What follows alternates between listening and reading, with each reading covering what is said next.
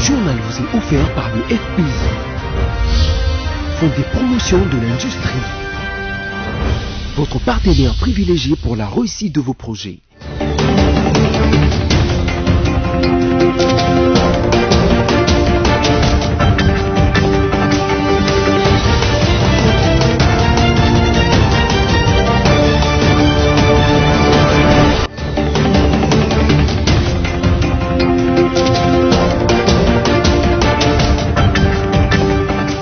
Bienvenue à toutes et à tous à cette nouvelle édition rétrospective dont voici le sommaire. Le président de la République, Félix-Antoine Tshisekedi Tshilombo, a effectué une visite de réconfort aux élèves victimes de l'accident sur le boulevard du 30 juin le mercredi 18 novembre 2020 au centre hospitalier Diamond. Ensuite, l'inspection générale de finances, l'IGF, déplore le fait que la corruption a atteint un niveau très élevé en République démocratique du Congo. Déclaration faite lors d'une conférence de presse qui avait pour but de rendre public le contenu du rapport de la mission de contrôle sur le projet Bukangalonzo. Enfin, le ministre de la Santé, Eteni Longondo, a annoncé le mercredi 18 novembre 2020 la fin de la 11e épidémie d'Ebola à l'ouest de la République démocratique du Congo, épidémie qui a fait 55 morts pour 130 contaminés.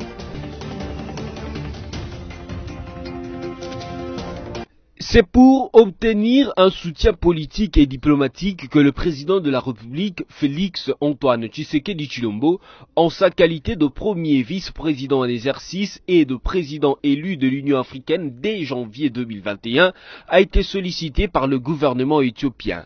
Le vice-premier ministre et ministre des Affaires étrangères d'Éthiopie, M. Demeke Mekanon Hassan, a présenté ce mercredi au chef de l'État l'évolution de la situation dans son pays de manière à obtenir une compréhension des efforts que son gouvernement a fournis pour rétablir l'autorité de l'État dans cette 9e région d'Éthiopie.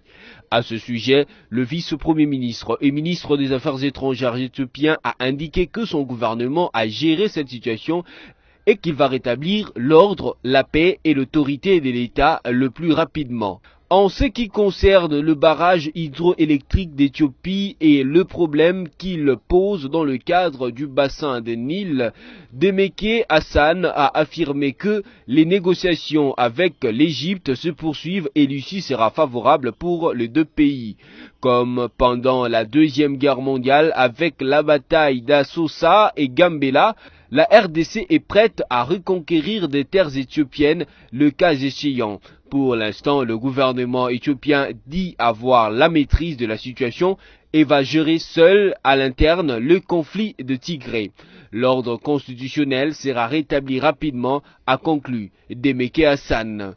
À travers ses émissaires, le gouvernement éthiopien souhaite la bienvenue dans son pays au président de l'Union africaine dès janvier 2021 et lui rassure tout son soutien.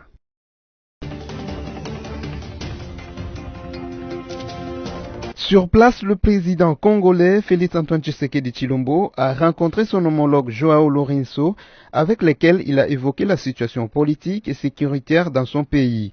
Selon l'agence angolaise de presse Angop, consulté par BC Télévision, les dirigeants congolais a sollicité l'appui de l'Angola pour solder le délétère climat politique dans son pays. Félix Tshisekedi a également plaidé pour un appui logistique et technique de l'armée angolaise au FARDC, Forces armées de la République démocratique du Congo, pour renforcer leurs capacités opérationnelles. Ici est de noter que les dirigeants congolais est en pleine consultation de la classe politique et sociale de la République démocratique du Congo en vue de trouver une solution à la crise politique actuelle née au lendemain de ces nominations dans l'armée et la magistrature, farouchement contestées par les Fronts communs pour le Congo de son prédécesseur Joseph Kabila Kabange.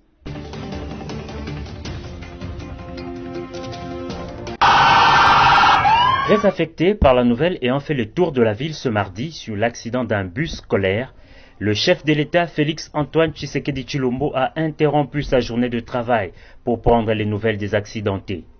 Arrivé au centre médical Diamant, le président de la République a été accueilli par le staff médical qui lui a présenté le rapport médical de 12 enfants victimes de cet accident. De manière générale, la situation est rassurante pour ces écoliers. 5 ont regagné leur domicile après les premiers soins, Les autres poursuivent encore les soins indiqués après des pronostics particuliers liés à chaque cas. Le père de la nation a fait le tour de malades et échangé quelques mots de réconfort avec eux. C'est tout beau, toi. Tu as quel âge? 12 ans. Eh ben, t'es où? À l'Athénée aussi? Non, à l'EDAP. C'est où l'EDAP? À côté du lycée Moscou. Ah oui, à côté du lycée. C'est ça qu'on appelle l'EDAP maintenant. C'est à l'ISP. Hein? Ah, ok, d'accord. Marqués par cette attention particulière et le sens élevé de compassion, les membres de famille ont exprimé leur gratitude au chef de l'État. Nous disons merci au chef de l'État pour ce qu'il a fait pour nous. Depuis le mardi, nous l'avons attendu et nous l'avons vu. Il nous a aidés. Merci beaucoup, Papa Fachi. Merci, Papa Béton.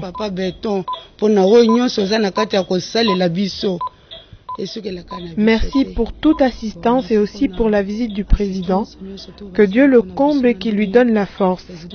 Qu'il continue aussi à s'occuper de nos enfants pour que ces derniers se sentent mieux. La prise en charge est entièrement assurée par le gouvernement de la République. Pour rappel, le mardi 17 novembre 2020, en début des journées, un minibus transportant les écoliers est entré en collision avec un bus Transco en panne de frein. La rumeur avait fait état de la mort de plusieurs d'entre eux. Aujourd'hui, il y a plus de peur que de mal. Aucune vie n'a été fauchée.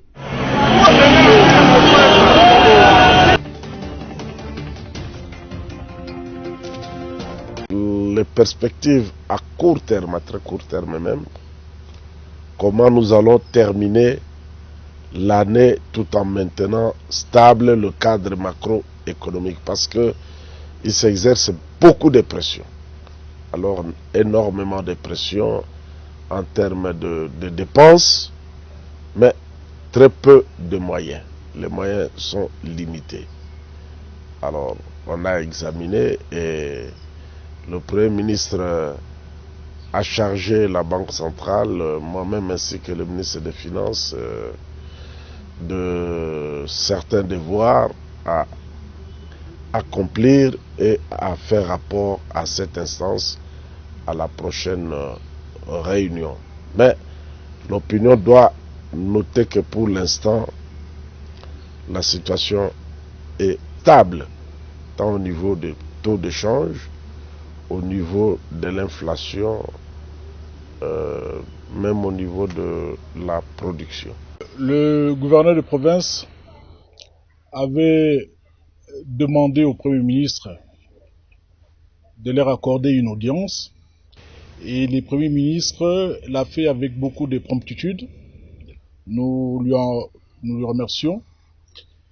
Il y a plusieurs questions qui ont été abordées. Il y a des questions d'ordre général, aussi d'ordre spécifique. Pour les questions d'ordre général, il s'agit de frais de rétrocession qui n'arrivent pas depuis plus de 15 mois et aussi des frais de fonctionnement et pour lesquels nous accusons des arriérés de plus de 10 mois. Et le Premier ministre nous a rassuré que dans les jours qui viennent, il pourra donc résoudre tous ces problèmes. Et pour des problèmes d'ordre spécifique, il a aussi répondu. Il nous a fait voir la difficulté dans laquelle se trouve le gouvernement actuellement. Et nous sommes conscients que les difficultés sont de taille, mais nous espérons que dans les jours qui viennent, nos problèmes seront résolus. Chaque province a ses propres problèmes, pour lesquels d'ailleurs les différents collègues ont exprimé directement auprès du Premier ministre. Des problèmes de sécurité dans les touris, il y a des problèmes des orpailleurs au niveau de la province de Haut-Ouélé, et puis il y a des problèmes des phonères, il y a des problèmes d'ordre sécuritaire aussi qui ont été posés directement au Premier ministre.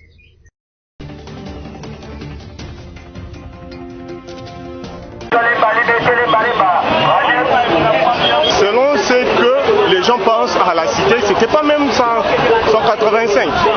Il y a des gens qui parlaient des 200, des 250, tout ça. Maintenant, c'est bien beau parce qu'un passeport partout dans le monde, un passeport c'est comme une carte d'identité. D'ailleurs, moi, j'aurais préféré que ça revienne même à 50, 60. Et puis, en plus de cela, c'est bien beau de faire ça. Je suis très content, mais il faut qu'il y ait une vulgarisation. C'est ça. On doit dire aux gens, le passeport ne revient plus à 185, maintenant c'est à $99. Oui, c'est une bonne chose d'abord que nous devons encourager parce que des fois, nous sommes là pour critiquer, mais on n'encourage pas de bonnes initiatives. C'est un grand pas que le pays a fait d'abord d'avoir un passeport congolais qui était le passeport le plus cher au monde. Aujourd'hui, nous avons un passeport à $99. Bon, c'est une bonne chose. Mais le problème qui reste là, on dit que $99. Mais si vous arrivez là-bas, vous trouverez, vous ne paierez pas $99. Je ne sais pas ce qui se passe maintenant. Parce qu'on dit que le passeport, le prix officiel c'est $99. Mais maintenant le prix réel c'est combien? C'est un document qu'un Congolais doit en avoir à un prix trop bas. C'est-à-dire, les Congolais, soit le Congo, doit être en mesure de fabriquer ses passeports en lui-même, au lieu de relayer un passeport à une société étrangère. Parce que ça, c'est un domaine vraiment exclusivement congolais.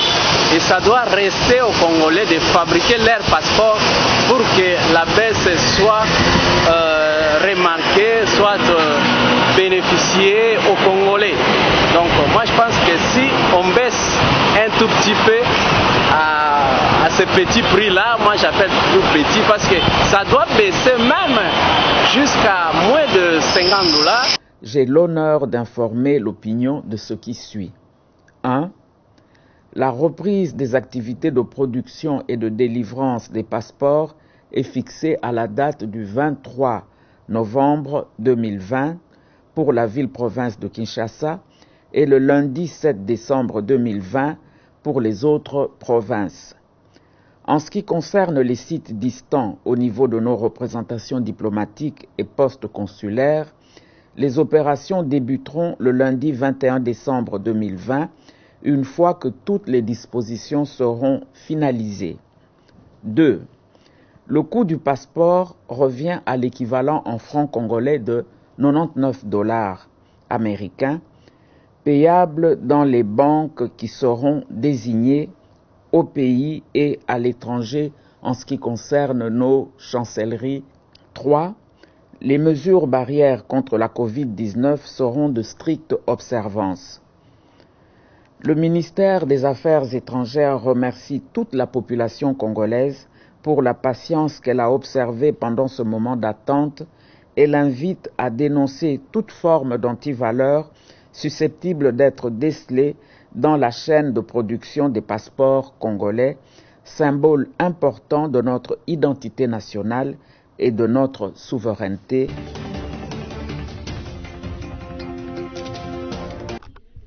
Les politiques s'accusent à longueur de journée sur les causes de la crise politique actuelle et leurs propos influencent les Congolais. Pourtant, faut remarquer les observateurs, le peuple ne trouve pas son compte dans cette crise qui est créée par des politiques pour des visées politiques. Dans leur déploiement, les politiciens brandissent le populisme ou prétendent n'agir que pour donner un social brillant au peuple, se servant de la situation générale actuelle qui est peu reluisante. Cette situation est pourtant, dans une analyse scientifique neutre, explicable en priorité par les retombées de la crise sanitaire due à la Covid-19 qui n'a épargné aucun pays du monde, mais dont on ne fait pas mention dans certaines accusations. Ensuite, il faut jeter un coup d'œil sur l'économie monoriche de la RDC qui est fragile, aux fluctuations de la demande des minerais sur le marché international, sans oublier les options politiques de management élevées, la pré-campagne précoce qui pousse les politiques à plus penser campagne électorale qu'aux voies et moyens de faire face aux conditions de mobilisation des recettes et et aux effets pervers de la Covid-19 pour avoir une bonne résilience économique. Aujourd'hui, après avoir suivi et écouté les uns les autres, il est devenu certain que les fausses accusations pullulent et que des prétextes sont utilisés pour justifier la crise et la canaille politique qui pourrait se réaliser si le peuple ne sait pas ouvrir le bon œil pour réserver la sanction qu'il faut à ceux qui trompent ou inculpent faussement les autres. Les choses n'évolueront guère en RDC. Il n'est pas question des sentiments, il ne s'agit pas de réveiller les démons des réflexes identitaires car la RDC est une mosaïque des tribus, mais il y va de comprendre la manipulation pour empêcher la commission de la forfaiture qui pourrait survenir. La politique congolaise est remplie de renégats qui ne sont guidés que par des perspectives égocentriques et dont les déclarations devraient être rejetées par le peuple critique. Il importe d'établir le bon diagnostic et non déplaire à ceux qui se spécialisent dans les accusations gratuites, car seul le vrai diagnostic permettra d'exorciser le mal congolais. Et bravo à tous les Congolais qui disent la vérité sur les vraies causes de la crise politique actuelle. Une fraction des Congolais en a appelé et en appelle encore à la fin du mariage entre le Front commun du Congo FCC et le CAP pour le changement cash. Si cette rupture venait à être effective, constitutionnellement parlant, on reviendrait à un cas de cohabitation si l'on s'en tient au résultat des élections du 30 décembre 2018. Ce qui veut dire que tout ce qui a été fait dans le cadre de la coalition FCC cash en termes de répartition des postes dans les institutions doit cesser d'exister. Concrètement, le gouvernement actuel va tomber les deux bureaux des deux chambres du Parlement également, ainsi que la récente nomination des mandataires de l'État. Il reviendra au FCC qui dispose d'une majorité à l'Assemblée nationale, selon les résultats des élections du 30 décembre 2018, de fournir le nouveau Premier ministre qui formera à sa discrétion la nouvelle équipe exécutive, laissant au chef de l'État désigner les ministres pour les 3 ministères de souveraineté lui réservés en pareil cas. Cependant, à l'allure où évolue la politique congolaise, il ne s'agit pas de revenir à la cohabitation classique et d'en tirer les conséquences dans le strict respect de la Constitution, mais de se servir des arguments profanes ou politiques pour justifier la requalification de la majorité parlementaire afin de la subtiliser au FCC, de façon à en tirer les conséquences en faveur de la famille politique du chef de l'État qui veut disposer d'une majorité lui acquise à l'Assemblée nationale. Étant donné qu'il ne peut coexister deux majorités, l'une institutionnelle ou parlementaire et l'autre populaire, l'union sacrée pour la nation que visent les consultations présidentielles constituera une violation de la Constitution si elle débouche sur la réqualification sans législative anticipée de la majorité dans les jurons de la Chambre basse, ce qui alimenterait, au lieu de la juguler, la crise politique. Selon la Constitution, dans la perspective d'éviter des situations indésirables et maintenir la paix et la cohésion nationale, il sied de revenir à la cohabitation classique, reconnaissant sans chicanerie au FCC sa majorité parlementaire jusqu'en 2023 et que chaque institution évolue dans les limites strictes de ses attributions, compétences et prérogatives constitutionnelles. Une question se pose à ce niveau. Est-ce que si on revient à la cohabitation classique, les choses iraient mieux en RDC? Si le FCC et les CACH n'ont plus s'entendre dans la coalition, arriverait-il à éviter des problèmes au pays dans la cohabitation? Puisque la RDC est régie par une constitution, tout vœu ou toute initiative politique doit s'y conformer. Tandis qu'on se dirige à la fin des consultations présidentielles, le FCC et les CACH devraient donc se réunir dans la coexistence pacifique au sein d'une coalition élégante jusqu'en 2023. Si un cadre est moins performant, peu importe sa famille politique, qu'il démissionne et soit remplacé par un plus méritant ou performant de la même famille. Dans le cadre des consultations nationales initiées par Félix Antoine Tshisekedi Tshilombo, chef de l'État de la République démocratique du Congo, le Front commun pour le Congo FCC, plateforme en coalition avec le CAP pour les changements, dit autoriser les présidents des assemblées provinciales à répondre à l'invitation du chef de l'État. À propos des consultations, comme pour les gouverneurs, et pour les mêmes raisons évoquées, les FCC autorisent 4 présidents et membres du bureau des assemblées provinciales à répondre à l'invitation leur lancée par le chef de l'État, a écrit sur la page Twitter officielle du FCC son coordonnateur, le professeur Némi Mulania Ulunja, le mercredi 18 novembre en cours. Pour les Front commun, pour les Congo qui avait et continue d'interdire à tous ses membres de répondre à l'invitation du chef de l'État, l'autorisation des gouverneurs entre dans les sens et dans les cadres de la conférence des exécutifs provinciaux et dit rester respectueux des concertations interinstitutionnelles. Résultats obtenus par l'inspection générale des finances peuvent être résumés de la manière suivante. Montant décaissé par les trésors publics, 285 millions de dollars. Situation actuelle du projet, 80 millions de dollars, dont 40 millions pour la station électrique. Montant perdu par l'État, 205 millions de dollars. Cause de ce débat, l'inspection générale des finances constate que l'échec de ce projet était déjà planifié dans sa conception. C'est officiel, l'épidémie de la maladie à virus Ebola est déclarée vaincue en RDC. Ce à en croire les révélations faites par le ministre de la Santé publique, Étienne Longondo, ce mercredi 18 novembre 2020.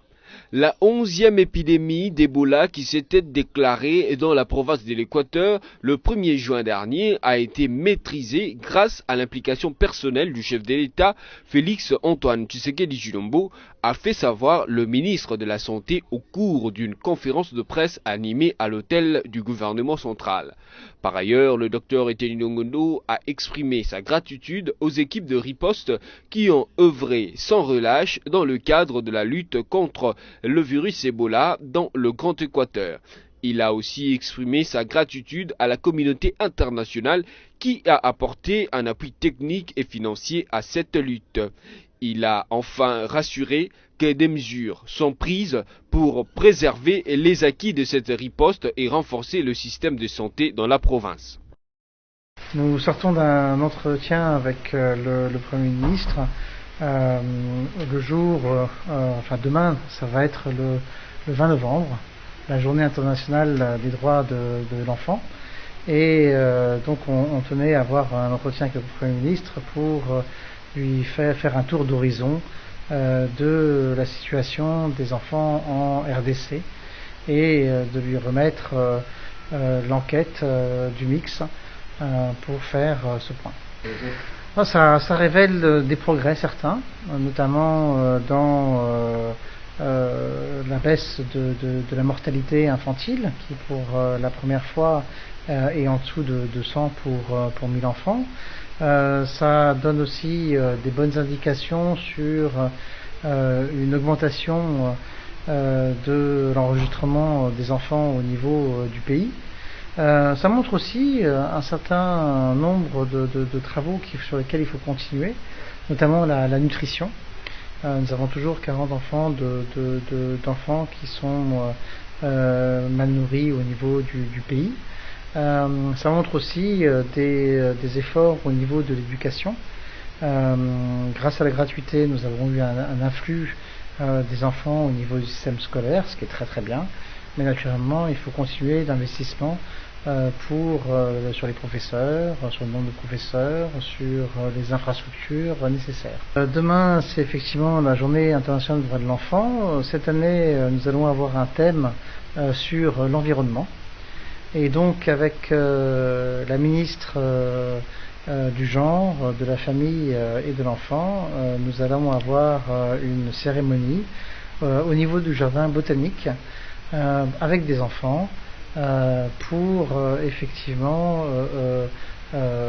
parler de l'importance de l'environnement sur les conditions de vie et de développement des enfants. Merci.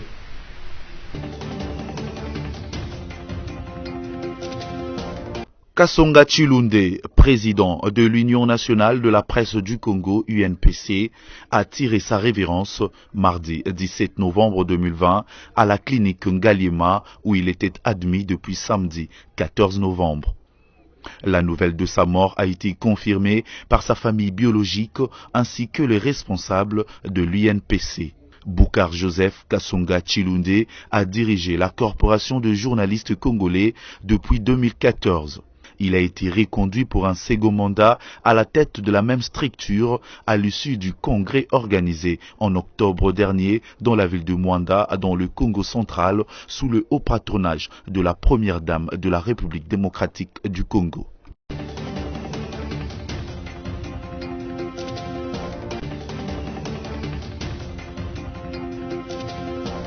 Comme on le disait, se relance complètement dans ce groupe. La précieuse victoire tant attendue pour relancer les Léopards dans le groupe D est arrivée. Mardi 17 novembre à Luanda, au stade du 11 novembre, Neskans Kebano, qui a marqué à la 63e minute par une action d'éclat et d'audace, faisant la parade de son grand talent de technicien débuteur, a délivré aussi bien son équipe et son coach que toute la nation. Partout où les Congolais suivaient la rencontre, ils ont exulté, remercié Neskans Kebano, ses coéquipiers et félicité le coaching payant de Christian Sengui. Les Léopards ont gagné certes, mais le Cameroun est encore loin et la condition pour y accéder, ce sont des bons résultats face à la Gambie à domicile et le Gabon à Libreville. Pour espérer participer à la phase finale, il faut au moins 4 points aux Léopards, des points qui ne peuvent venir que d'une victoire et d'un match nul. Qui entre ces deux adversaires, la RDC va-t-elle réussir à battre? Avec qui va-t-elle faire match nul? Engager 3 points seulement, ce qui n'est possible qu'en cas d'une défaite et d'une victoire, ramènerait les Congolais aux calculettes. Plus encore, 2 points en cas de 2 matchs nuls au terme de 2 rencontres. Cependant, le Gabon s'est plaint à la CAF pour les mauvaises conditions d'accueil à Banjul avant son duel contre la Gambie. Si le Gabon a gain de cause et que la CAF colle un forfait à la Gambie, la RDC grimperait à la 2e place. Le paramètre, ce sont les résultats que les autres nations du groupe D peuvent produire en faveur ou en défaveur des calculs et attentes de la RDC. Qu'arriverait-il si l'Angola gagnait ces 2 derniers matchs qui l'opposeront au Gabon et à la Gambie? Ce serait à l'avantage de la RDC qui se dispute jusqu'à nouvel ordre l'une ou l'autre place qualificative avec le Gabon et la Gambie. Mais cela n'exclurait pas la moisson d'au moins 4 points après les 2 rencontres qui restent à la RDC. D'où la nécessité de tirer des leçons des erreurs du passé et d'agir en conséquence pour que la RDC joue la phase finale de la CAN Cameroun 2022. Fin de cette édition rétrospective, mais avant de nous quitter, place au rappel de titres. Le président de la République, Félix-Antoine Tshisekedi Tshilombo, a effectué une visite de réconfort aux élèves victimes de l'accident sur le boulevard du 30 juin, le mercredi 18 novembre 2020 au centre hospitalier Diamond. Ensuite, l'inspection générale de finances, l'IGF, déplore le fait que la corruption a atteint un niveau très élevé en République démocratique du Congo. Déclaration faite lors d'une conférence de presse qui avait pour but de rendre public le contenu du rapport de la mission de contrôle sur le projet Bukangalonzo. Enfin, le ministre de la Santé, Eteni Longondo, a annoncé le mercredi 18 novembre 2020 la fin de la 11e épidémie d'Ebola à l'ouest de la République démocratique du Congo, épidémie qui a fait 55 morts pour 130 contaminés. Ce journal est complètement terminé, mesdames et messieurs, bonne suite de programmes sur BRC Télévision.